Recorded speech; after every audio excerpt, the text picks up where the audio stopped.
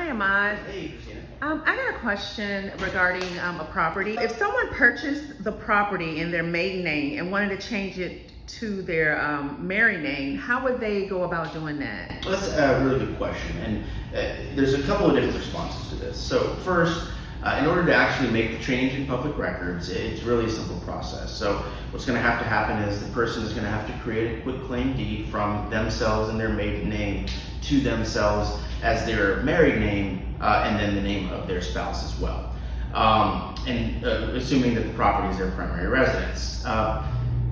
Ultimately, however, there's not really a need to do this. And the reason for that is, let's say if you've purchased a property in your maiden name and now you're married, going through the process of filing that quitclaim deed, although not very expensive because you're just paying for the actual recording fees, there's no doc stamps when you're just changing the name.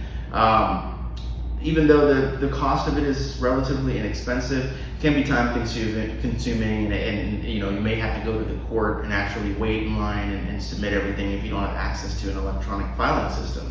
So it's not really necessary to do it, and the reason for that is if you go and sell a property ultimately and you purchase the property in your maiden name, the title company should be able to create deed and other documents that show your name as a maiden name, also known as, or AKA, your married name. And that should be sufficient for purposes of title and conveyance and all the other documents that are needed to sell the property. And the same goes for when you're putting the property under contract, putting your name onto the contract, you can put it on the same way as well. So although you can do it and it's not very expensive, it can be time consuming and it's not necessary because the title company should be able to put the right language on the deed at the time of closing so you don't have to take all of those steps.